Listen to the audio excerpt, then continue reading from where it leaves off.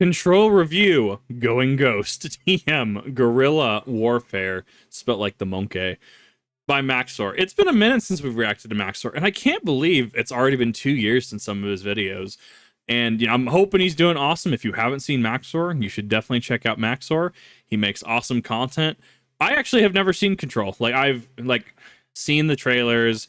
I've seen certain reviews for Control. I kind of get the the actual premise, kind of the background behind Control, but I've never actually really delved into it. And so I figured, what better way than Max0r? Control is a game where the impossible is made plausible, where the going gets ghost, and where 90% of all battles are fought using stone-based blunt force trauma. In this game, you play as Traffic Control, who is given supernatural abilities by her tulpa and the unnaturally Finnish janitor, as she undergoes the most complex... What do you mean unnaturally Finnish? What? And deadly job application known to man. As the new director for the Not SCP Foundation, you're given the job of researching and containing supernatural kitchen appliances with minimal or no government oversight. And what if... Wasn't that the secret boss, actually? And containing supernatural... SCP secure, contain, protect, securing, and containing. Ah, got him. Kitchen appliances with minimal... I thought that was nuts. Or no... Maybe I'm thinking of the wrong one. I could have swore there was a secret boss that looked similar to government this. Oversight and what appears to be Praetorian Guard succession law. You assume this mantle to fight the Hiss, a red-tinted malevolent force of death, to stop them from breaching the Hasbin Hotel dimension. And much like any problem, this can be solved with a gun. But stronger than any gun is our protagonist's extreme knack for hurling rocks at literal breakneck velocity, and in the process of destroying her enemy, conducts more stoning than Saudi Arabia.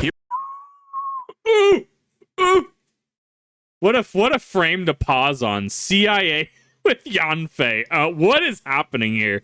There's so much. There's layers. Here at the federal government, our exorcisms are performed with extreme prejudice. Control is one of the best action shooters that I have played in years, and to explain why, we're going hog wild. So don't take this as legitimate consumer advice, because I am as qualified and intelligent as an EA executive. Instead...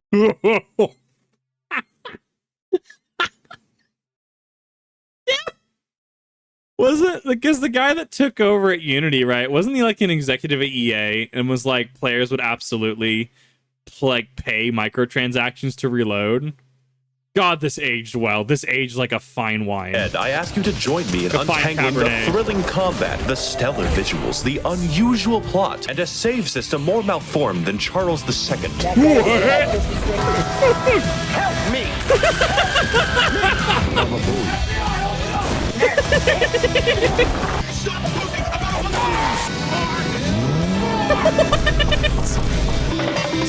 Scan the forums. Is there? This game is perfect. I'm so sad I've never played this. I like it because hello.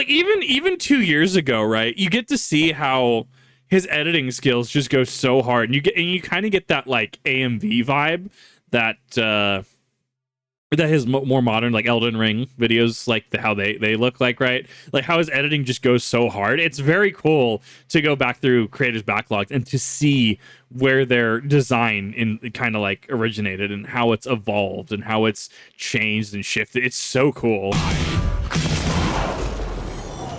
Now, this game is surprisingly simple. Almost everything that you do is just in a room, shooting people, and that's the best shit ever. There's no pre-animated takedowns, no cinematic set pieces, no following an NPC for 6 fucking hours. Please, Bourbon, speed up. Every shootout is up to you, and that's what makes the spectacle significantly more impressive than the Left 4 Dead 2 pre-rendered gas station explosion. Sorry, guys, I was filming for a video. Can we, kick this fucking dude? In a way, this game is basically only possible because of modern CPUs. If I showed this to my father 10 years ago, he would have a fucking aneurysm. In those dark times, we were confined by Skyrim's weakness to only render 10,000 cheese wheels at once. Oh my god, that reminds me of my buddy. We played Oblivion pretty consistently until obviously New Vegas and stuff came out in Skyrim, which he still plays Skyrim to this day pretty religiously. Mods the heck out of it. And he ended up putting things down in his Oblivion house. I think he was putting gemstones and stuff down, but he actually hit the point where it not only caused the engine, the game to chug, that it actually crashed the game because there were so many loose objects around. God, I love Bethesda games. Probably need a good computer to render it, since every bullet spawns at least 50 clipboards upon impact. DLSS is also a miracle technology for when I don't want my computer to etch ones and zeros on a stone tablet. I highly recommend it. This aesthetic is very appealing because this game doesn't have the slave labor budget of Dubai. Therefore, it sticks to relatively clean interiors that you subsequently trash like your local McDonald's bathroom. Just don't enter the sticky note room. Our adventure takes place in one building called the Oldest House, where the Federal Bureau of CIA Mormons conducts ethical experiments on the supernatural, like sissy hypnosis. Ooh, What? you want to hit the bell? It's a gateway between Well played. our world and the extra-dimensional, which is why white people immediately colonized it. There is variety, but what is there is tailor-made to make you feel like a pit bull in an orphanage. Enemies explode into colored smoke. Rooms glow with beautiful lighting across a mirror sheen. And you can throw everything. You can even help the disabled into the fucking ground. It's art direction that makes this game pop, and it's all about that spectacle. So make sure you fill your PC with an adequate number of beams. Oh, God. You are the agent of destruction of the game and your computer, and the visuals only emphasize this. But it would be nothing without that sick gameplay. The gameplay does look pretty good. I was gonna say I'm laughing because the amount of bean comments and bean memes that have come up as of late are absolutely wild.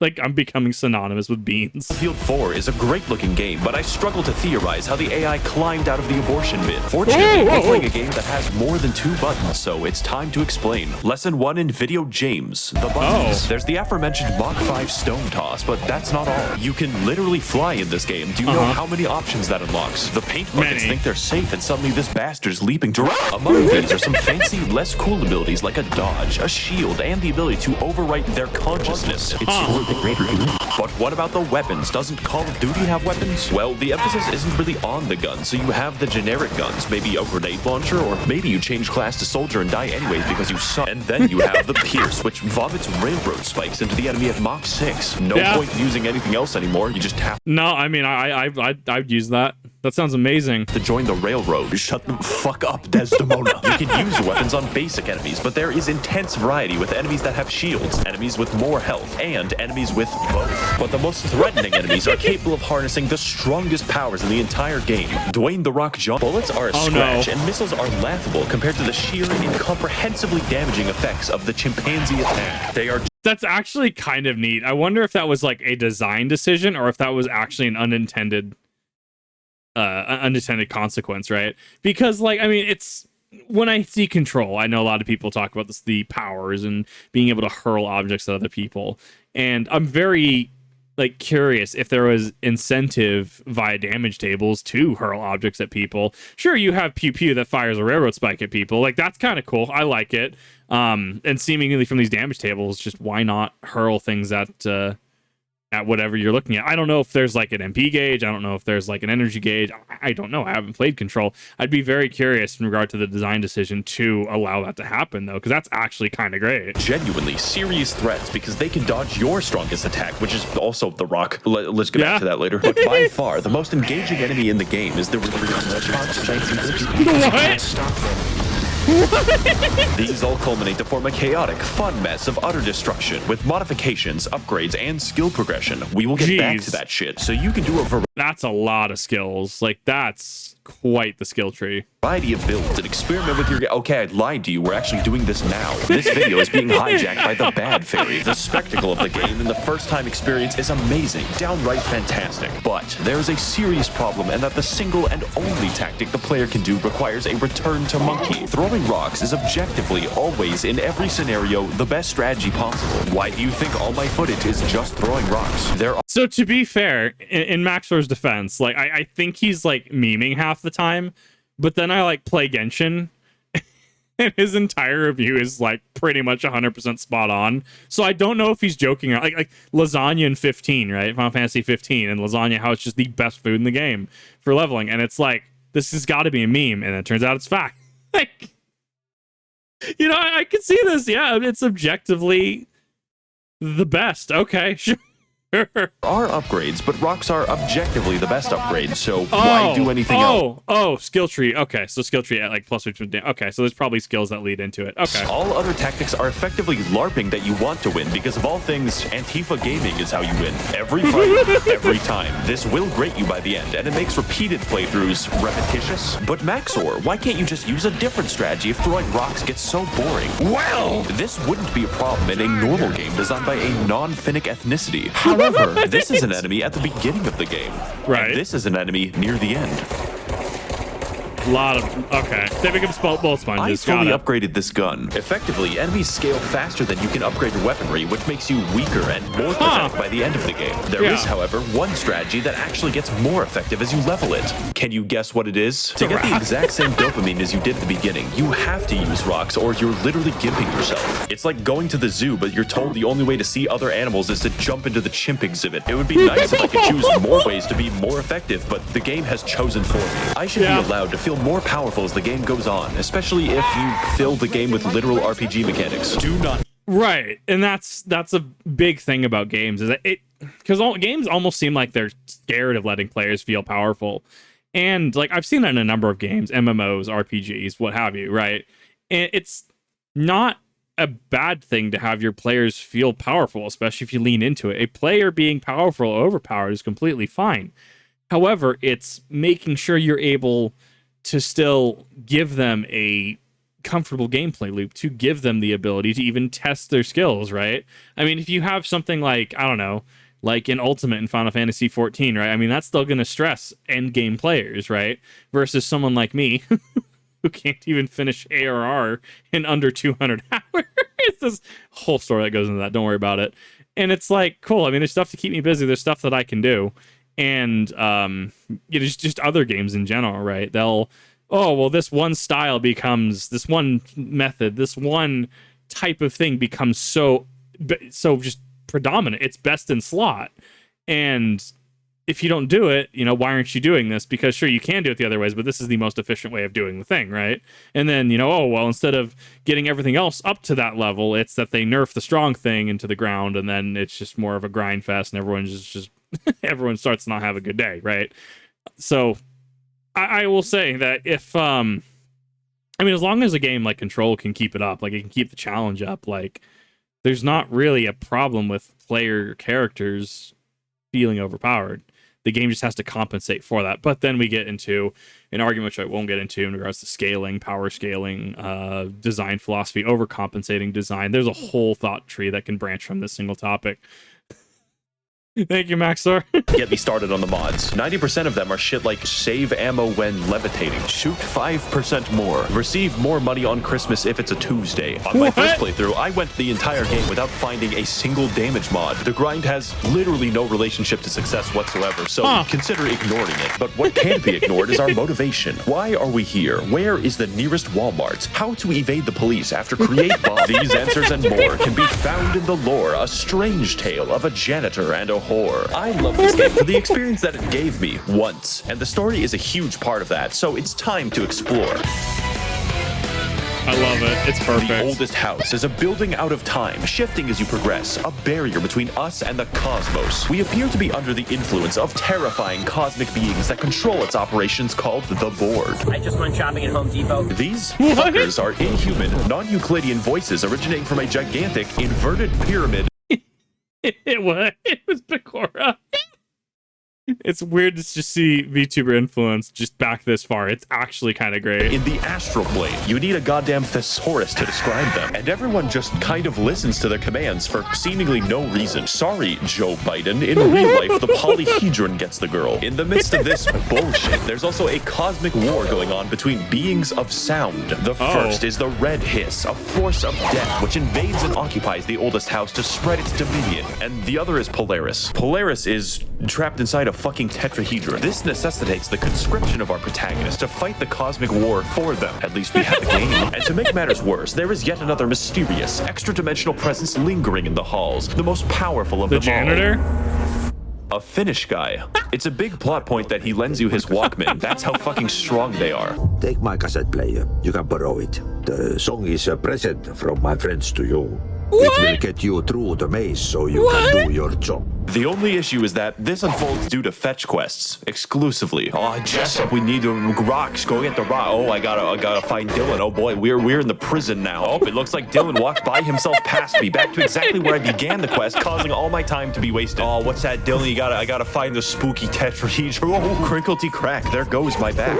In reality, the plot is uniquely simple, and you could probably remove your brother from the story. There's this one moment where Dylan expresses doubt for your cause. The Foundation kidnapped him. It hurt Jessie and then made her director within 3 seconds of walking in. The story is a struggle between a good side and an evil side. Every salient point that Dylan makes is kind of shrugged off as him being just crazy. And Jessie's just like, oh man, you know, the guys who kidnapped my brother, I'll work for him without questioning that. Almost had nuance or moral complexity there. Good thing that I levitated over it. Now all I have to do is put my brother in a fucking coma. Stop screaming, Dylan. This is all slightly offset by the presence of one Dr. Darling, whose personality is so strong I can only assume the game was built around him. When I became tired of the Dylan saga, Darling was there dancing on a projector in my mind palace. What's happening? I found myself drawn to him, loving every second of his performance, and I think I know why. Jessie has the personality of a fish. She could suck the rainbow out of a pride parade. The expansions can try to help with this, but no, they don't. When I review DLC, they're often bombastic, new, and interesting, but Control's expansions suffer from the malaise of the late game. They typically drag on, and I'm just bored. They even got Alan Wake in the expansion, where they fake the moon landing. That's supposed to be a fun sentence, but the gameplay is identical. The Foundation DLC tries to shake things up by adding a new enemy, but instead of blending it into the combat, the game sends 50 screaming baboons to fight you all at once. POV, you are a minor on Discord. With all this in mind, I can't really recommend that you play Control. Wrong. That's right. This game is making a comeback. Sometimes, entire games can be boiled down to just one moment. One pure example that stays with you forever and makes the experience truly worth playing. For me, there is nothing more emblematic of this than the Ashtray Maze. So if you're interested in playing Control, here is the magic word. This is when the game dives headlong into the absurdity, the action, and everything else that makes this game actually good. And if you don't enjoy Control, at least you can take away this. Every mechanic, every encounter was all building up to the moment that you grip your finished Walkman and let it play. And yes, this music is in the game. That's great. Huh.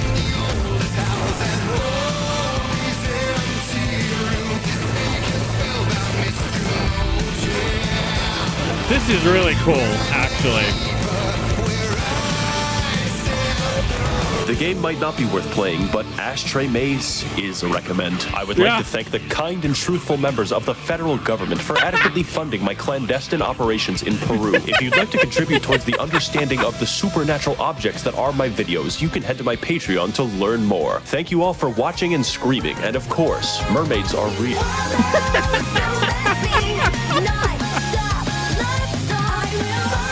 I loved it. It was great. I thought this was really cool.